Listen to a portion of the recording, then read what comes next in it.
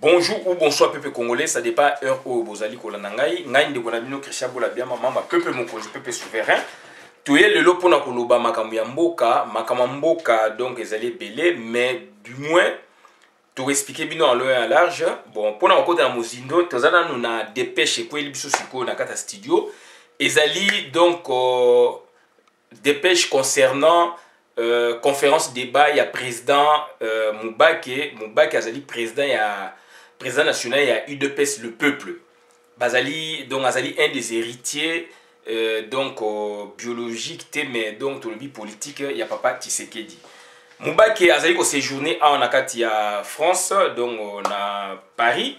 Yangwana sikoyo batine biso dépêche donc annoncé une conférence débat na Saint-Denis na 34 rue ou avenue du Vieux-Port, mais pour une gêne occasionnée, donc batindi yango siko ba délocaliser yango siko ekomi na ba ebisi ba ko tindeli ngai donc na komaki yango awa donc ekomi na Courneuve donc na 102 avenue de la Convention à Courneuve. Tram à partir de Saint-Denis, à partir de Nier, à partir de Gennevilliers, direction Noisy-le-Sec, au quitte la Courneuve, donc 3 tram T1, arrêt hôtel de ville. Ou bien sur le RRB au Kitty, au bus 150, au quitte na arrêt 6 route. Et au samedi de 14h à 19h et non, ndenge balobaki par rapport à Saint-Denis, et au dimanche de 14h à 19h. Si quoi ils allaient samedi, na Courneuve to kana malamu puisque bato ba ba confusion tebi ke bato mingi ba juillet msusu ba journée na bango pona baya ba mona président Moubake ba sola naye mais du moins ezali sous na Saint-Denis et comme na Courneuve place oyo ba église ba salaka ba lisanga na bango wana na Courneuve ezali place ya robunga te ezali pe pemeni na Paris.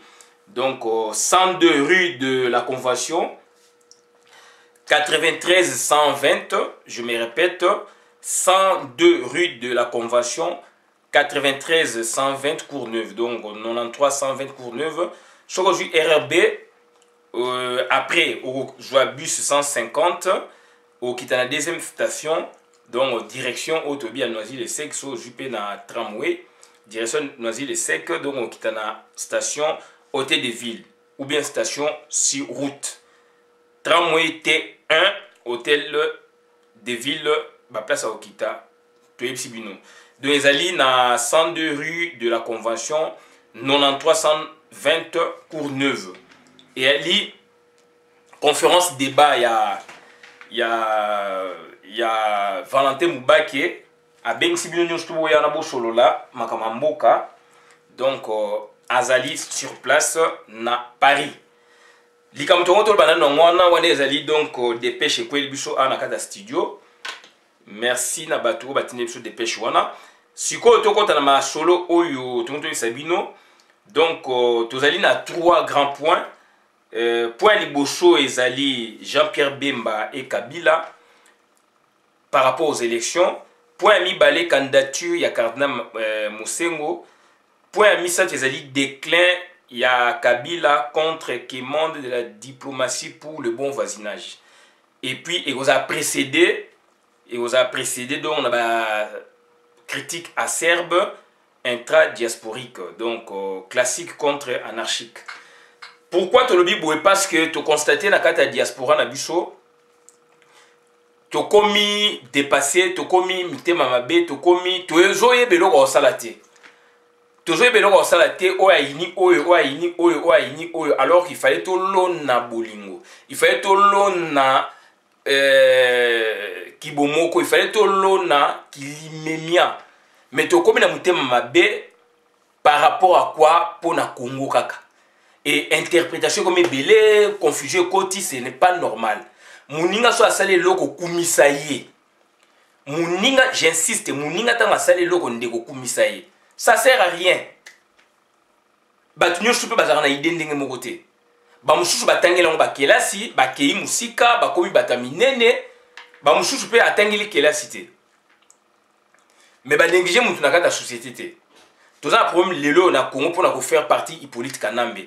To gangi lelo 21 à 22 ans. To le monde Hippolyte Kanambe. Mais du moins nous constatons qu'au ban élection Bayiba qui a souga papa Tshisekedi dit lelo c'est là où les Congolais ont travaillé. C'est là où les Congolais ont montré leur maturité politique. Ils se sont mis ensemble. Il y a un phénomène combattant résistant. Donc, les Congolais, ils encore peu avant. Donc, déclenchement na mort et c'est normal. Mais du moins, élément déclencheur, ils allaient élection tripatouillage, il y a élection, donc il y a Papa Tshisekedi. C'est là aussi, ils allaient donc au point de démarcation.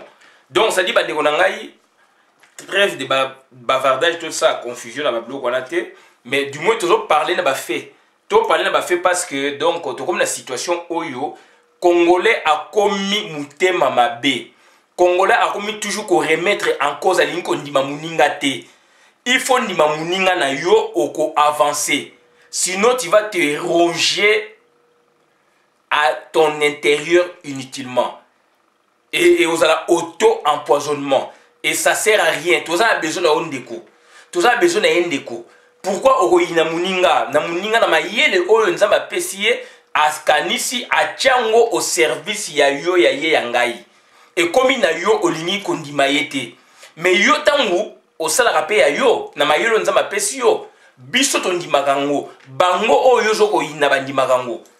Ndeko na ngai mais to osala quand même humble. Ndeko na nga to osala quand même na limemia. Tozo we la nini. Tout ça problème ba stratégie, tout ça dans kata combat, tout ça dans kata diaspora et que Hippolyte Kanambe a le pouvoir d'occupation. Donc biso tout ça ko contraindre. Ba stratégie bimi awa ezali prouver, ezali démontrer. Professeur Jabé l'exemple naé na JC Mubenga. Bazali quand même batu oyo basali ba œuvre na sens ba élection. Ndeko na ngai esengeli ka ko remettre en cause ba résultat au moment où to ba bandi propagande au loba ke loko mokoté. Au moment où ba to bandi ko concevoir, c'est là où il y a discussion. Donc au lieu de discuter de donner sa position en amont et vous donnez votre position en aval. Et là c'est pas votre position. Là ça dit vous venez pour détruire, pour saboter. Puisque vous étiez au courant. On a caché à personne. Professeur Jabé a créé un concept. C'est un physicien nucléaire. Docteur en physique nucléaire. Professeur des États-Unis à Massachusetts. Ce n'est pas donné à n'importe qui. Tous sont quand même conscients. Donc, Eloko Wana a proposé qu'il y ait un gouvernement matata depuis 2003 de Tolandier. Bandimi, Baboy, pour la réunir. Makambo ya SNEL pour la réunir makambo ya régie des eaux pour la réunir makambo mboka. Le loyo a démontré que l'élection à Congo a 10 millions de dollars au lieu de 50 milliards, ce qui est 2 milliards de dollars. Approuvé en moi, quand il un peu partout. Ndeko okoya le contredit pour la contredire pour bayo kayo. Quel est cet esprit? Quel est cet esprit? Ce monsieur a étudié, il est professeur aux États-Unis d'Amérique. Mais Congolais aux spécial. Congolais aux alliés spécial.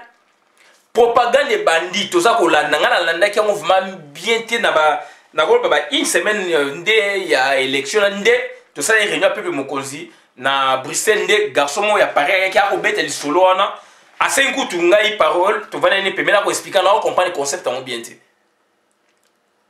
Administrateur, Boubé Moussengo, tout ça, mon pouille. N'a pas compris dans mon bien.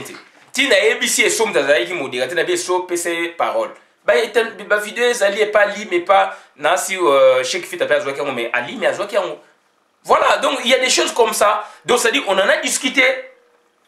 Voilà, ngai, bon, naïba qui ont bien été, tant que bimi, j'ai approuvé. Il y a JC Kassavou, on a l'année Liango, JC Mubenga, Abani, propagande, na janvier, février. Dino oui, à l'oba qui paye yango. A répondre pe bandeko mususu. Ndeko nanga toza okende wapi.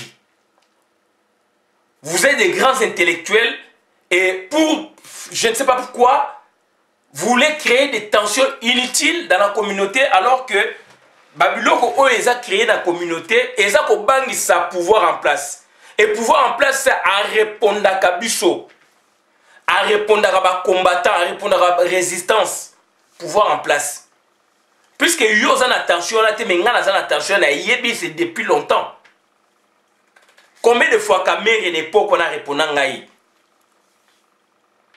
na repesa exemple Kamere tanga lobi ke donc il faut modèle net au calquer économie à Congo par rapport à l'économie à Brésil. Il donnait beaucoup d'exemples de Brésil. Nga sala droit, na poto na sali droit, gestion et économie. Na master 2, na Paris 11. Ba notion ya ko loba on en a débattu na cadre ya cours. Babilo musuto web sabino sa biloko peut discuter on a ba cours na ba prof na ba séminaire ma belé c'est scientifique. N'a posé ma question. Et un jour, Kamere, c'était sur le Brésil, un jour, Kamere a eu un sujet, comme par hasard. N'a répondu. Et Kamere a répondu à paix. N'a répondu à Kamere et Kamere a répondu à paix. Bande konanga bolingi batu, il faut pas que ça bino que loko o esala mitala, ngam na sala kiango mutu doit répondre, gouverneur doit répondre. Kamere me répondait. Quand il parlait du Brésil, il a dit Brésil, économie nango prouesse nango jusqu'à nos jours, les grands économistes dans le monde, ils ont étudié, ils n'arrivent pas à saisir le boom économique il y a Brésil. Puisque les pays émergents, boom wana, arrive à situer en côté. Prouesse wana. Mais lui, il a voulu nous dire que quand lui, il sera au pouvoir ou son projet, n'est-ce pas, va s'attarder sur le modèle brésilien. Je lui ai montré, puisque c'est Oumeli déjà, je lui ai montré. Et après, il est revenu, il a parlé.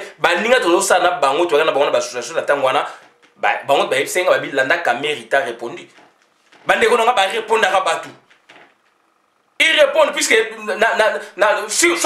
tozali ba cerveau en akati ya diaspora cerveau koza mayele et ali pour na kela cité intelligence eza kela cité kela cité et donc et forjaka intelligence kela cité ezali instruction mutu muso akoti kela cité maza mayele bato wana ba répondre à biso bato ba banga ba stratégie na biso mais biso moko en akati. Pour un rien, on a cassé le co et salamé, ça prouvé scientifiquement et puis pouvoir en place à répondre. Yo puisque ezali yote, alors yo so sali yo batbandi marayango. Après avoir makamese les cas bavaliza ngo makamele ki to côté na processus mususu, un jour pour votre plaisir, oye obani ko détruire makambo et salamaki. Mais bandi ko na yeso to ba normaux. Est-ce que to ça ba normaux biso ba congolais? Un homme sérieux au Nini a approché Moutou à Salaki à mon question à poser Kuna. Donc vous venez maintenant pour animer la galerie, pour dire n'importe quoi. Qu'est-ce que vous gagnez là-dessus? Est-ce que n'est-ce pas que vous travaillez pour le régime en place? Parce que tout le monde en Angola, biso en Angola, tout le monde en Angola. Batama boma en Angola, comment est mais batouya pouvoir en place. Tout le monde en batama boma et bata sa vie, mais pardon. Nangola batama boma banini donc alala kawana libanda mais donc informateur. On a tout vu bandeko nangai. Puisque tu dois comprendre l'été. Élection, professeur Jean Bélé a cotisé science na katia makamba élection. Et moi je vous dis c'est approuvé parce que Busso na droit privé, na professeur introduction à l'étude de droit privé, na professeur Pinimbe ça azalaki donc recteur Nathan Akala.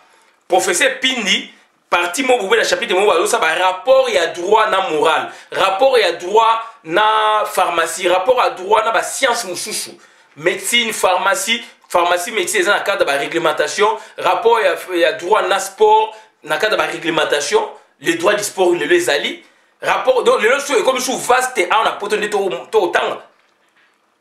Le professeur Jean Bélé, il m'a appris des choses. Donc il y a le rapport, il y a physique nucléaire, où il y a technologie. Il y a technologie, donc on a droit des élections. Droit des élections, Zali. Donc, c'est-à-dire, il y a un lien par rapport à l'identification d'un système où professeur Bele à côté de au Congo. Il y a une élection à proposer à ma tête, à proposer à Bele. Système où il y a donc identification par la technologie, par donc apport scientifique, il y a tout le physique nucléaire. Donc, ça dit, il y a rapport droit à la physique nucléaire, droit à la technologie. Le portable des alliés, il y a du droit dedans. Le rapport, donc, on va dire qu'on est complexe, c'est vaste. Donc, il faut tout tika, système, tout comportement pour se faire valoir, tout se faire voir, donc, non, il faut qu'on dise Mouninga. Il faut qu'on dise Mouninga, Hippolyte Kaname Andima, professeur Bele. Vidéo Ezali. Vidéo à Salara n'a parlé du peuple. Oyo, azo répondre, ba poser question à la jeunesse mondiale, à Tchelo Boga Kangise Mounongo. Bon, là, Nango, à répondre. Il y a certains Congolais, ils sont aux États-Unis, savants, au lieu de venir ici travailler ensemble avec nous. Il a répondu au professeur Bele. A répondu au professeur Jean Bele. Hippolyte Kanambe. Ngana sali vidéo na lobeli tamwe mamba na laki sieke tant ba leka ba parler ma stratégie na bubewa. Il y a en tant que ministre de la justice, or la ministre de la justice par rapport il y a rapport à mapping toujours zélandais justice transitionnelle. Il fallait saisir l'opportunité dans le moment pour lancer la justice transitionnelle, mais à quel but sur la tralala. Et il est impliqué, c'est un rebelle à Boma Batou na avion. Boma avion, il est rebelle. Contrairement à Franck Dion, contrairement à Mouyambo, etc. Une semaine après ou 2 semaines, Tambe Mouamba m'a répondu moi. À ça, point de presse, j'ai compris que j'ai attaqué.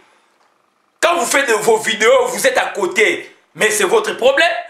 Il faut que ça, la vidéo, et toucher le régime kuna. Bilo ça vidéo contre bande kuna bino bo bundana bangwa. Est-ce que vous avez normal? Est-ce que vous avez normal? N'est-ce pas vous bunda pona vous allez côté à Batouana te? Est-ce que vous avez normal? Boké tu vois yambo attaquer Bemba attaquer Bazaïba. A vu attaquer. Donc ça dit biso batape moto attaquer Racine. Tout ça pour attaquer le autre qui yango et on nous répond. Ba répondre à biso. Combien va répondre à Bandeko Belé? Baka ils allaient belé. Ok, la même chose que et l'autre boy to salaki et l'autre boy pouvoir en place et répondre des bichos. Et l'autre boy to salaki et l'autre boy pouvoir en place et répondre des bichos au moment où Yondeko bloque on l'a ngote ba déter on l'a ngote. Au sa vidéo les bichos on l'a la donc ba réponse na ngote par exemple on l'a rappelé ba ningate par exemple puisque yo mon yo star yo za danger. Il faut que yo ka ba ninga ko na ba ninga. Et qu'on peut se faire une idée. Donc, la bengon critique acerbe Totika Yango. Et ça, comme un but nulle part. Plutôt, tout ça qu'on renforcer, Nguna. Système où le professeur Jabele, ça payé, et quand il partout, et banda qui depuis période il y a Obama. Bon, tout le politicien, la bazali kuna ba yebi makambouana. Biso la bilo tout ça, la poto awa, puisque Bolini qu'on dit mamoutoute. Et vous dites n'importe quoi, puisque vous avez maîtrisé le dossier en a été. Suite à une question, bah, posez yo, on s'est réservé. Non, où il faut parler. Pour yoko lobby. Et vous parlez de bêtises. Bah, tant on les a révolus. Sur ma bête, il y a ton lobby. C'est quoi ça, quel comportement comme ça? Élection du professeur Jabele, Yangomtou est dérangé. Hippolyte Kanambe. À partir du 31 décembre, Tilelo, élection de Salamaki, en novembre déjà, CLC et Obima, Baxue Bandi. Alors Hippolyte Kanambe, j'ai la stratégie avec en 2018, déjà, en une stratégie, à Bomi Rassop va créer ensemble après. Est-ce que Baza soit partie prenante de Bazalaki? Mais accord, ils ont partout. Église catholique, est-ce que Baza souche? Et ça va consigner besoin qui puisse baza batu ya Hippolyte Kanambe. Donc c'est à dire la stratégie est payée et bloquer mutuana. Ce que vous avez noté puisque vous avez bureau c'est votre problème. Biso kota ba bureau bazo parler biso na bureau administrateur. Tout ça quand même ne loko na maboko to ma maboko pamba. Puisque Hippolyte Kanambe baza ko se vanter azolo baké donc pour na yé na ba bureau ne bazo sala na ba kinke mulumba banani bat na bango ba karubi etc. ba lo baké na Congo mutazati na ba lobby na bango. Que na Congo muta remplacer azati. Donc nous maintenant avec pensée pour ce bel cas il a entendu ça Dino Will aloba yango. Na Maison Blanche na département d'État ezalé ko l'Obama. Qu'est-ce que le professeur Afoué maintenant a créé alternative, puisqu'il y a mis alternance démocratique. Il a créé alternative démocratique, il s'est appuyé sur les articles de la Constitution, il a fait un truc monstre. Vous croyez que l'invention, mais Moutou a sans cette invention, sur la brevet de Yondimi. Donc arrêtons. Donc ça dit qu'il faut respecter Batou. Si on ne respecte pas, on doit respecter Batou. Et quand on commence maintenant à se respecter, on va avancer. Quand on ne se respecte pas déjà entre nous, on ne va jamais avancer. Donc, il faut que nous ayons professeur Mboyo ou Akoufa, si on a dirigé, à une bibliographie, on a des livres, il y a cours, il y a sujet, on a traité. Si on a des livres, il faut que auteur congolais, comment ou pas, africain, comment ou pas. Et puis, auteur peut Mindele. Donc il faut que nous disions so ba ndeko na yo na makambo ya zo sala oko avancer pour ici kamoko mais ndeko sali boyo sali loko mote ko critiquer bimisa biso loko oyo po ngo sala et loko te ka makele la pamba ba makele lona umeli mingi. Ce n'est que cet ango avec le mouvement ba combattant awa résultat de monani et toujours peu chance peut ba président le quoi ba Donald Trump bailler donc ba lingi faut ba fini na garçon malgré il y a un peu de résistance n'a démontré. Donc on doit arrêter. Et J.C. Moubenga a s'inspiré dans Jean-Pierre Bellé, dans Jean Bellé, à sali élection quand même il y a diaspora. Ba liste ya ki batte Bellé. Nana nga contester ta comme les alayi. Ta ba ça préparer nana nga contester ki. Mutu morote silence sur radio. L'élection bimi ma Justine bimi. La publicité à l'église de chaîne banini mutu pas l'obité. Après ce qu'on est aux alaganistes le choix ma bé à une occasion de qu'on vous donne la télévision à Babobo, vous dites n'importe quoi. Ça ne vous honore pas vous. Je m'adresse à vous qui me regardez. Ça ne vous honore pas. Je m'adresse à vous qui me regardez puisque c'est vous qui torpillez les actions de la diaspora. Alors que le pouvoir en place respecte cette diaspora. Le pouvoir en place nous répond. Puisque vous n'êtes pas concerné, puisque vous ne produisez peut-être rien, raison pour laquelle donc vous ne comprenez pas que le pouvoir en place nous répond. Votre combat c'est intra-communautaire. Alors que votre combat devait s'adresser aux pillards qui sont là-bas. Donc aux usurpateurs qui sont là-bas. Aux Rwandais qui sont là-bas. C'est n'importe quoi, c'est n'importe quoi. Donc critique acerbe, pourquoi n'a habité. Et il y a des classiques, il y a des anarchistes. Là on comprend donc dans toute société, classique, anarchiste, mais du moins, il faut quand même un esprit européen quand même éthique dans tout. Vous êtes anarchiste par rapport à quoi? Qu'est-ce qui vous a gêné par rapport à l'invention Mouninga? Puisque au Barbie qu'il y a diaspora, alors que yo zali moko diaspora, d'où au lieu qu'on remettre en cause na batu o nyonso ponaki et puis o bandimi makamwana. Si vous doutez, approchez le monsieur et non créer du bruit un homme sérieux a quoi approcher monsieur ou à côté de la site naé à comélie à baigner en privé à côté de la site naé ndesiko abani ko na ba détail. Mais vous savez vous faites là, vous faites du bruit et babiloko oyo bandeko ba sali yango mtezana be fait. Il faut ni babatu et ça maïle ça mutu comme zo sala. Est-ce que le professeur Jabele a tué Cardin aussi au Basale Bandéo? Pour le tribalisme, est-ce que Basale Bandéo? Professeur Jabele, est-ce qu'il a tué donc a tué doté Mukwege? Est-ce qu'il y a doté Mukwege Basali Bandéo? J.C. Moubenga, maman Justine Abimiwana, est-ce qu'il y a tué ou pas élire? est-ce qu'il y a maman Justine baza même province mo mais bolingi so to avancer ndengini donc to avancer par rapport il y a besoin na bino par rapport na bino puisque vous allez été de pouvoir remettre en cause mais on doit quand même grandir. Bon mon maman Justine bon c'est bon voilà mais maintenant délai il y a eu les années mandat dans combien de mois combien d'années là on peut comprendre. Une année, c'est quelque chose d'une année, 2 ans ou quelques mois, vous réorganisez et on va avancer comme ça petit à petit, petit à petit. Bah contrat et salama, bah traité, bah corps dans le monde entier, même dans la France, il y a eu des imperfections dedans. Et petit à petit, bah tout bazar ko bongi ça bazar ko ça va avancer. Bah nous on a mais boling ma ramundengeni. Médecine les a lelo médecine lelo na performance les anango. So botangi médecine. Médecine, il y a 150 ans. Homme chien, attends lobby dans documentaire, dans livre, homme chien. Un homme avec des poils au niveau du visage, du cou, partout. Il s'est ressemblé au chien, au niveau même des oreilles, etc. Des longs poils. À l'époque, il y en avait. Et le monsieur même avait même tellement il était vraiment très poli. Basi pe bazo linge minga abotaka même. Moi on est dans mon physionomie ndenge mo ba homme chien. Donc ba poil partout le quoi nyama so tele longine na tala ki na tanga livre mon avec nango wana lobby. Mais après ba mona ki on ba classer comme ndenge wana progrès scientifique ça a été après en 1930 il y a eu des résultats, il y a eu des travaux bah comme on a que c'était une maladie. C'était une maladie et le lot va traiter kayango ba tumsu ba bota mandengo na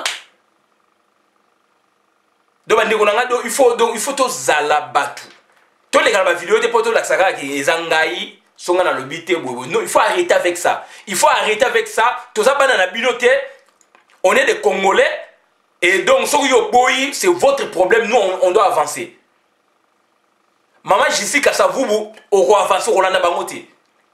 Et c'est comme ça, donc voilà. Même quand le président de la République, donc, élection, c'est ça, même en France, bah, Macron. Il y a des partis, oh, ok, Bandimi, mais. Bah, ça n'est. Bandimi, quand les États-Unis, Kuna na. Et pas Donald Trump. Al Gore, oui, na 2000. Na Bush, il y avait des problèmes. Pays à grande puissance, n'est-ce pas la démocratie, mon nez. Ce qu'il y a en Bourg, la guerre civile, et bima. Marine Le Pen. Papa Naye, Jean-Marie Le Pen, en 2002, j'étais déjà ici. Élection Mouné na Chirac. À quel deuxième tour, n'a pas pour Akoufa qui va élire Jean-Marie Le Pen. Jean-Marie Le Pen a perdu qui? Yomona Azo Mindouk.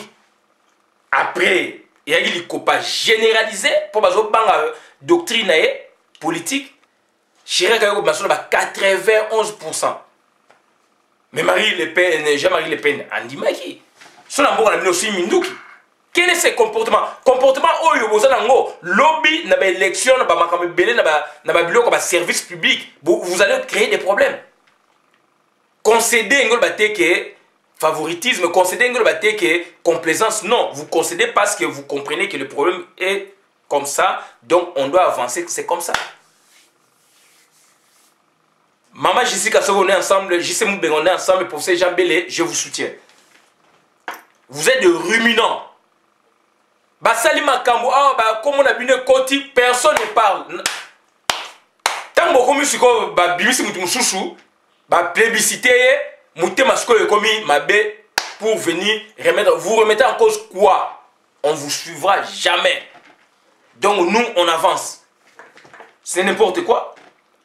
Vous êtes des ruminants, donc les alliés donc on est bataba, ngombe, allié biloko, abombi, na libumu naye, après sous la zone si on a gata libumu pour la bani sous kolia, au moins aboué, machua na ya vani boé, machua ils ont ningana. Mouton, banane, herbivore, wana. Ce sont des ruminants. Donc vous êtes des ruminants. De biloko o yo liaki au sanziango, au liango lusus. C'est n'importe quoi. Oh, Niamasala bonga bomba pour la réserve na moment moboé a ko le matité abani ko lié na mais bino bisanza na bino puisque on dit mal ko lié. Donc tu as on s'épelle la processus puisque on réagir il fallait on réagir en aval en amont. On réagir en aval pe makambe c'est le cas nango Il y a procès Jambele Naba Cardin Mosengo. C'est depuis novembre. Aujourd'hui, vous revenez sur ça. Aujourd'hui, vous revenez sur ça parce que Cardin Mosengo a lobby Moko Boye. Alors, vous prenez que le mot qui vous intéresse. Alors, c'était toute une phrase. C'était un groupe de mots même. Mais vous prenez que ce qui vous arrange. Quel est cet esprit? Et vous venez nous le dire que voilà, Cardin Mosengo a lobby Boye, a lobby Boye, a lobby Boye. Mais a lobby Boye, mais Cardin Mosengo au départ a Zali dans Sango et puis a touché à la politique, a eu président, il y a Assemblée nationale ad hoc, a CRPT, a eu politique. Il ne peut pas se prévaloir pour représenter l'institution de la politique à Congo. Ah oui, il faut comprendre quand même. Et vous venez ça pour donc on l'a qui saké, netike professeur Wana Mutuana Salaki donc n'est pas faux. Mais mon frère Maramo ya sala concevoir l'aime yo concevoir en côté. Puis ça m'a mutu ça m'a mathématiques ba calcul ba ni ba géométrie na carte. Donc il faut tous un respect à battre. Surtout ça respect à battre tu vas avancer et ba ko respecter un peu binoté. Ba ko respecter un peu binoté. Vous croyez que vous êtes meilleur alors vous ne l'êtes pas. Vous croyez être le meilleur, vous ne l'êtes pas. Il faut commencer à respecter vous-même, à respecter les autres. Ça commence par vous-même et dans votre entourage. Il faut respecter les gens. Et ça m'a ramené ça, mais ça, on ne viendra pas dire n'importe quoi dans la télévision, puisque vous ne maîtrisez pas les données technologiques. Non, approchez le monsieur. Tout n'est pas question sur la naïe. Voilà. Et puis le Congo, c'est un avantage à Congo. Ça quoi si politique en ambi. Ça quoi si tu know oui la loba kiango kuna babike alternative à zalité politique en amazon loba. Ba créer l'alternative. On a quelque chose sous la main. Et aujourd'hui vous créez des problèmes. Vous travaillez pour le compte de qui? Voilà. Vous travaillez pour le compte de qui? Voilà. Donc Jean-Pierre Bemba to na Kabila Bazali Bato Bayokani, Jean-Pierre Bemba donc Azaï pressenti premier ministre Toloba Kiango. Donc Rassope Créamaiki, sous Papa Tshisekedi, il avait peur parce que Papa Tshisekedi a mis à niveau Maya bien et puis voilà Koufi, bah c'est Peli, bah néantir Ango, il y a plus d'animateurs et que ensemble et Bimi à Moïse Katumbu sous l'ordre il y a Kanam mais net bino puisque Kanam a un agenda.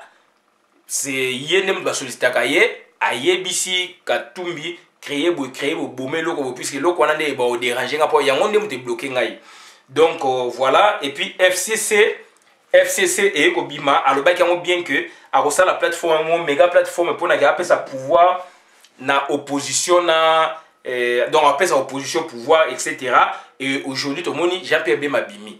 Jean-Pierre Bemba Bimi n'a habité que Kabila Mtabimisi puisque faire déjà 10 ans sur 18 ans par rapport à Makamo Bakoselaki c'est beaucoup donc à purger peine d'engue Sengelaki et c'est le juge qui tranche puisque procureur a 10 ans 18 ans juge a Tchamolem sous 5 ans 6 ans il y a un moment le procureur qui n'a pas sali appel donc c'est à dire procureur sur ça donc et là comment ça il y a le bezalaïté puisque donc il a et la procédure normale.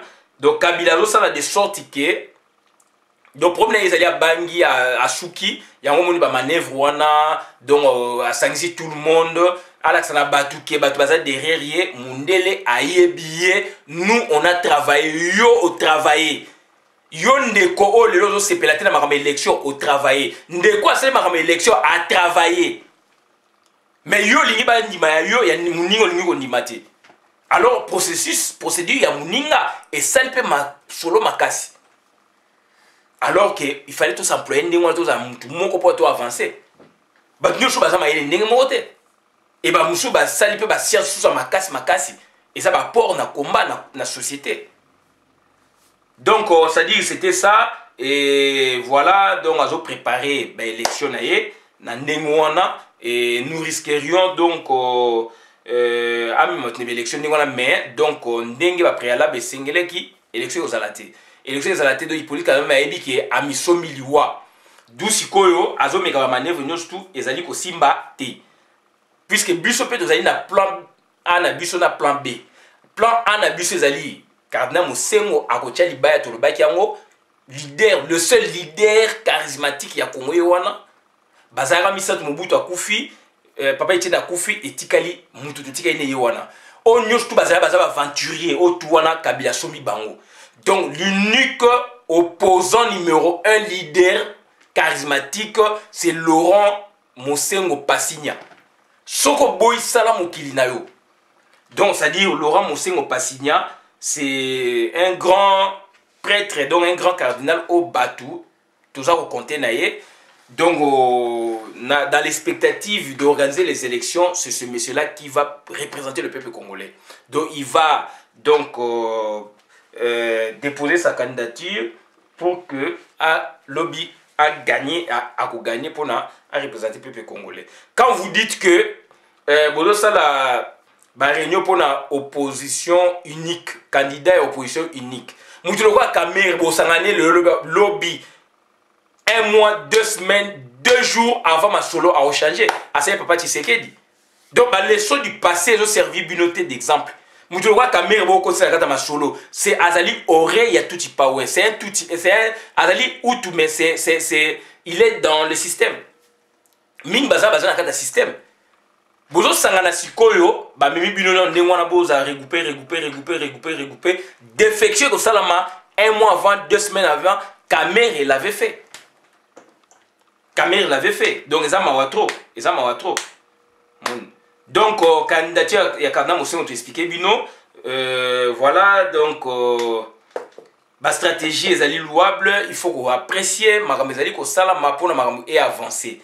Cardinal Mosengo donc Ayebani Azali ministre aussi à Vatican, Azali charismatique, c'est un homme intègre, intelligent. Donc les loyaux Azali sollicité dans makambo belé. Donc Azali administrateur élu et puis les loyaux chouchou population Azali comme memaye pour la candidat. Donc ce qui y a boy biso to joyer to bi papa mokumbu ezali ya yo et aza papa tonina boboto et sengo akoki ko boyate. Donc vous avez non assistant à personne à danger mais de mamazol c'est n'importe quoi, nous on regarde pas mende. Donc voilà voilà donc dernier point ezali point il y a déclin de Kabila contre commande de la diplomatie pour le bon voisinage. Ndeko moko na otanga kombote alobaki idée bien donc alobaki que il faut solo là na ba rwandais. C'est vrai na diplomatie eza bongo na organisation internationale oyi ngana tanga kiango eza bongo. Donc la organisation internationale avec professeur Balanda président Cour suprême honoraire alobaka moi même s'il y a guerre les deux états doivent toujours se maintenir n'est-ce pas leurs relations. Ce qui bazo kanate ba ozwa pays moko tiers moko na bango ozwa pays moko tiers à simba masolo na diplomatie. Donc le monsieur c'est un combattant, je peux citer son nom, donc Mokrekese, il avait vu clair, sauf que manière à s'employer à s'employer qui m'a bé. Bon, et que le loyo na moni aza koloba que donc diplomatie na et sali yangwana. Mais par contre, naza contre été. Donc c'est-à-dire là, c'est un débat ouvert. J'apprécie, voilà. Toka na malamu. Puisque na utu koloba makambu ya bande comme suso na moni Bazali contre Mutuboé, je n'ai pas voulu citer leur nom, Bazé Belewana, mais maintenant je parle de Mokrekese. Mokrekese, j'ai voulu le citer pour que j'ai voulu le citer puisque c'est quelqu'un d'intelligent. Il a innové. Il a vu les choses premièrement comme en premier, donc la primaire lui revient. Il a vu les choses dans ce sens-là. On doit coopérer, on doit négocier, travailler avec les Rwandais, bon voisinage, etc. Le principe est bon, ils allaient recommander. Mais plutôt, façon de s'employer, na résultat les allélo, to croyez peu qu'on soit na idée oyaï. Yamo ce qu'on a na yendesko ko ça la contribution critique. Donc on a un an que c'était, je l'apprécie, il a sorti une idée. Oh bah congolais bah lobby mais idée n'est déjà principalement eza elo comme malam. Mais après si ko na katinde ba tactique à kena onde yango yo et puis si foudre. D'où na logique oyaye ko kende ko soana ba Rwandais pour aboutir à quoi? Puisque ba Rwandais ba kolongwa raté, on est allé ko maintenir système Rwanda vous avez leadership, biso vous avez sous leadership. Sous quand on est allé ni kaka activer les bons voisinages au Ekufaka, c'est tout. Par ailleurs, moi je vois ceci, diplomatie eza lelo yo. Ezali ya yo mon krekese oyo salaki na yo na ye na batu nyonso na biso ba congolais.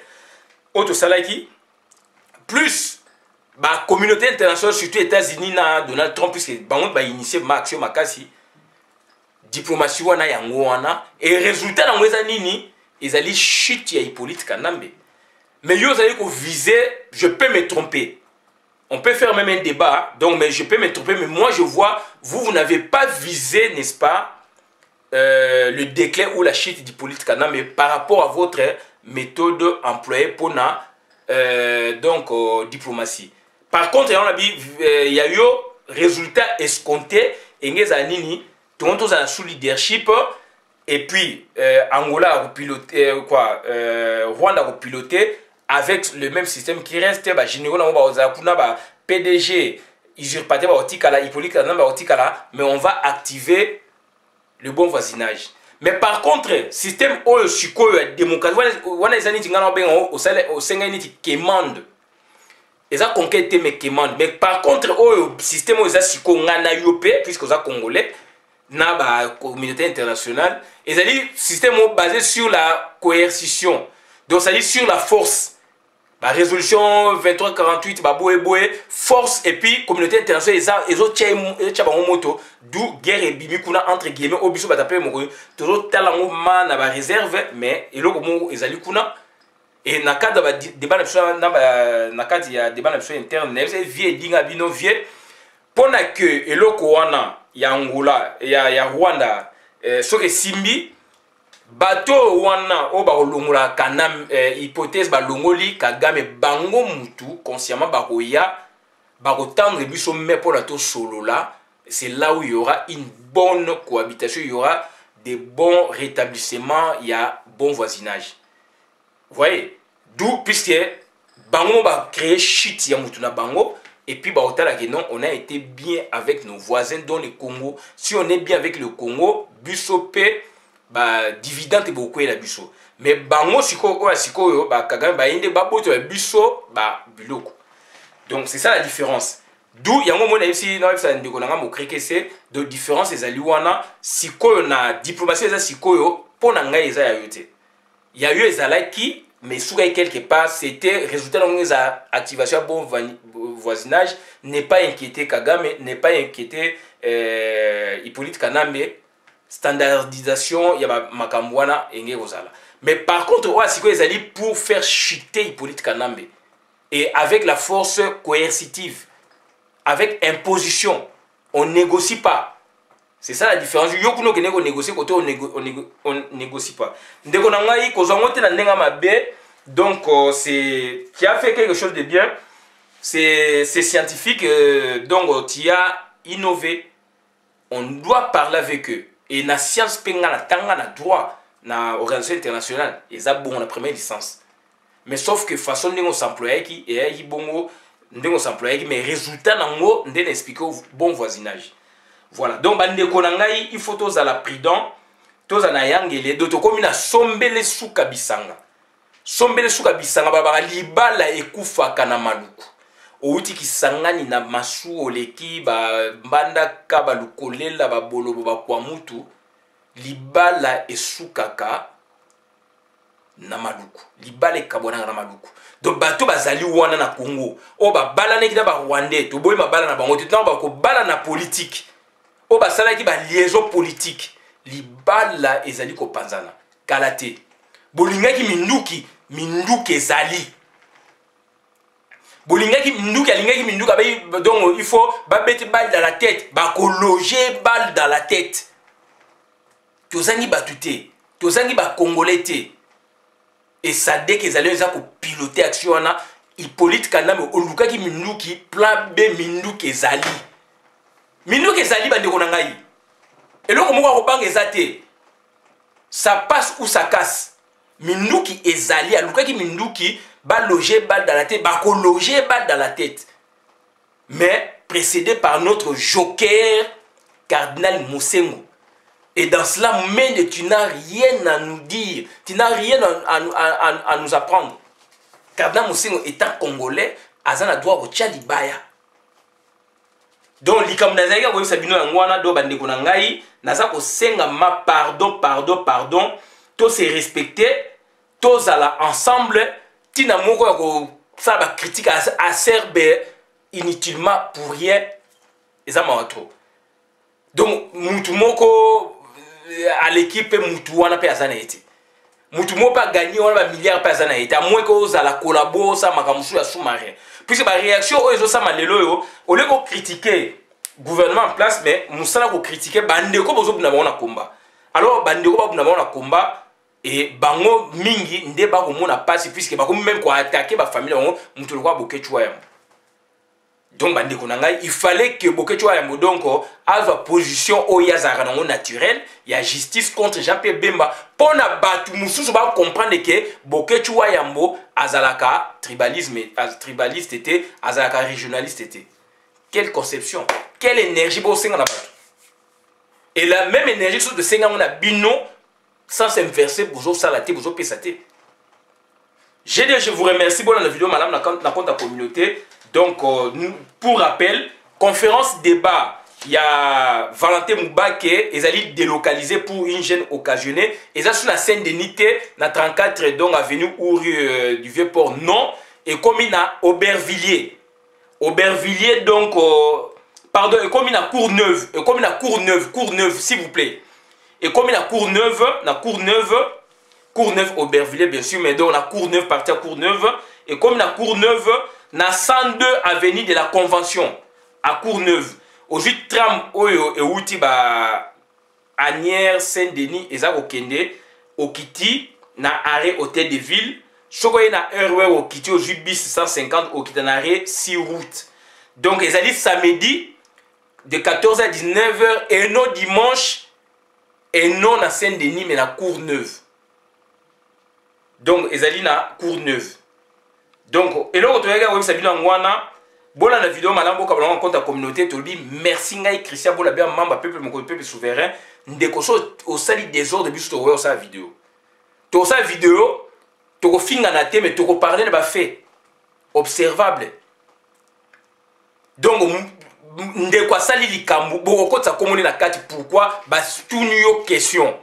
Ba tunu le msope question te au koti masolola pourquoi ça la vidéo na yo, le makam na yo, voilà avec élégance. Vous voulez critiquer, critiquer Moutaza compétent, il est grand professeur des États-Unis d'Amérique. Grand professeur des États-Unis d'Amérique, à celle la preuve na yé à prouver à côté le quoi, on est dans un rapport on a droit et bah élection. Vous voulez le critiquer et Hippolyte Kana mais le so a fragilisé, bon tout na ba service. Bakoyeb Sabino, beaucoup de politiciens. Bakoyeb Sabino. Combien est le coin administrateur et banquier échangé ba données et Hippolyte Kanem a répondu yé. Bande konanga tozali wapi to ke na monde nini. Donc il va animer galerie partout la place où bakoy animer galerie. Des remises en cause pourquoi? Il faut prouver plus remise en cause pourquoi puisque Moutaza honnête. Tant que Salamaki et l'équipe propagande batakane dans le moment. Donc vous attaquez maintenant tant Makambu et comme il a souka peut résulter bimi. Alors bon le que donc oui donc moi j'ai compté c'est puisque moi j'ai eu autant de voix bah preuve là maintenant on peut vous comprendre que beau contredit boye que oh non il y a qui n'ont boyé mais quelle est cette histoire? Quelle est cette histoire? Quelle est cette imagination? Il faut arrêter, il faut tout résoudre, tout ça battre. Ça ne vous honore pas, vous. Ça ne vous honore pas. Ça n'honore pas le Congolais. On doit changer et le changement doit commencer par nous qui sommes de la diaspora. Changement, il faut pas appeler la biso.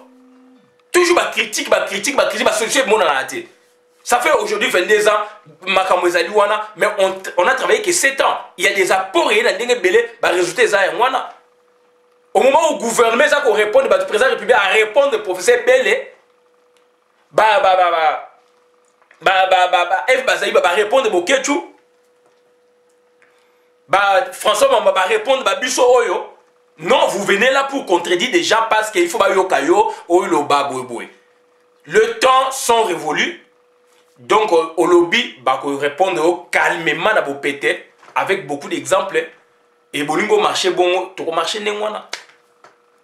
Dès que mon crée c'est na cité exemple non c'est un bon exemple on est des intellectuels dans l'axe côté résultat il faut que les alliés m'abêtent ça malamu mais il faut comprendre la mentalité du peuple nabiso donc tant yo kei ba côté wana mutu mo ro c'est na ngote mais l'idée ya ko maintenir banini na relation internationale ezalaka nga na joie kiamu omoni d'où maintenant résultat na hypothèse oyo lingaki résultat na ngezaka rétablissement na situation ndenge e kozala bongo mais na cadre oyo mususu na lobi donc on est à force coercitive on a baki yasuka yangwana boka ba vidéo malamu na compte communauté merci nga Christian Bola bien maman ba peuple mokozi peuple souverain liboso na biso mutazate sima na biso mutazate likoleza na seza libiso et to komi na tango ya minduki to komi na tango ya minduki sombele suka bisanga merci.